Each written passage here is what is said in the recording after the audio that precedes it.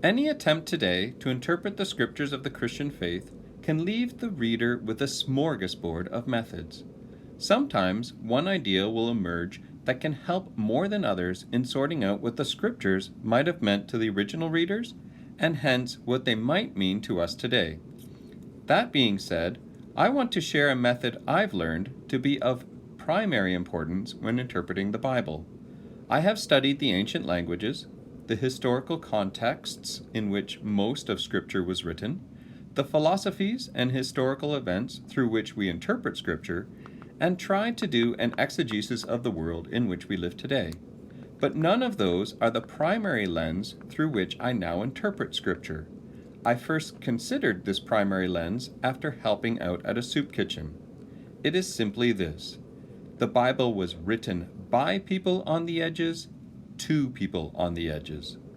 This week, on the edges, we discuss how seeing Scripture like this changes everything. 10 years ago, I was sitting in a soup kitchen in Washington, D.C. I was there with a group of young people on a mission trip called Serve. These young people were to hang out with the folks they met at the soup kitchen, enjoy conversation, and listen to stories in an attempt to understand just a little more. I sat watching when a young man snuck in and grabbed a chair behind me. "Are you a pastor?" he asked. I said yes, reluctantly. I'm not a big fan of titles. Titles often get used to hold power over someone. "Well, Pastor, can you help me with something? I'm looking at this passage in Isaiah. Can you explain it?" And he handed me an open Bible pointing at a particular passage. Nervously, I received the Bible from him and read Isaiah 42, verse 3. "A bruised reed he will not break, and a smoldering wick he will not snuff out." Thankfully, I had recently looked at this passage and could offer a little clarity. This is about a time in the history of the people of God, when they were going to be released from exile and head back to their land, led by a strange figure known as the servant. This servant would make everything the way it should be through justice, but not like the other imperial rulers of the day. Other rulers used violent power over others, crying out in the streets for obedience under threat, getting rid of anyone who doesn't obey or is useless to the army. The weak are disregarded and thrown away. And here is where this passage fits. This would be the method of the servant. "A bruised reed he will not break. A smoldering wick he will not snuff out." Bruised reeds are almost useless. Bent in two, with one side bruised after impact, the normal way of dealing with the reed is to break it off, pull it out of the garden, and throw it away. It's broken, therefore useless. But the servant will not do that. He will gently restore the bruised reed to its former height, tying it to a stick if necessary. What seemed useless was important to the servant. The smoldering wick is the candle with very little wax or oxygen left. Snuff it out, chuck it out, and get a new one. That's the normal response, but not the response of the servant. He sees the wick almost done and fans it into flame, perhaps gives it a bit more wax or more oxygen. He doesn't snuff it out, he nurtures it back to light. And he shared, "The bruised reed, that's me. The smoldering wick, that's me." And he shared a little with me about his pain-filled upbringing that led directly to his life on the streets in Washington, D.C. Then he stopped talking to me and started thinking out loud, repeating a few times, "A bruised reed he will not break. A smoldering wick he will not snuff out." Yeah, that's tight.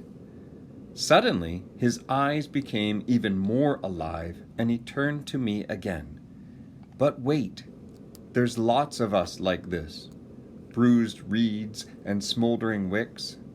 I know lots of folks like that. Normally, people think they're broken, you said. Useless, you said, but not to the servant. This passage is for them too, ain't it?"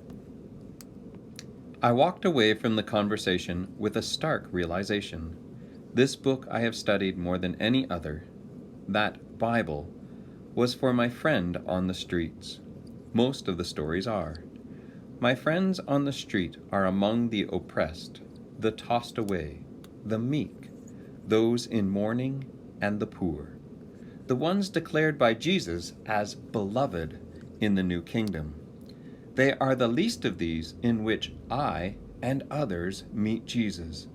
And painfully, I came to the realization that I had, more often than not, placed myself and the people within my social, economic circles in the role of the oppressed in the Bible. I was the bruised reed and the smoldering wick.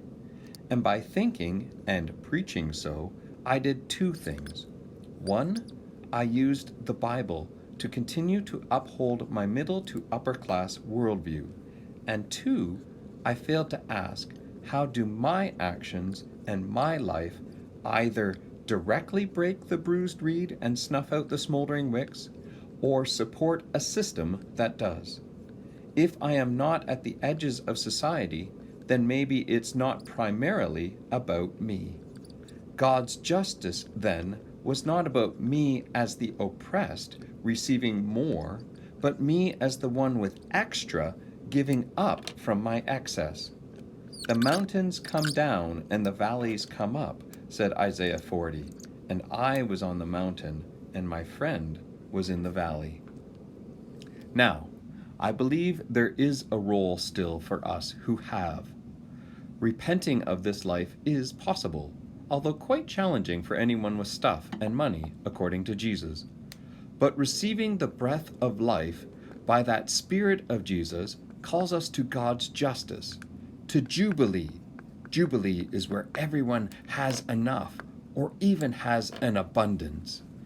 It's to be an ally, to join, not as the ones who know everything because we're the ones who made it, but to listen, to learn, to love, to be welcomed, and somehow, in all of that, meet Jesus.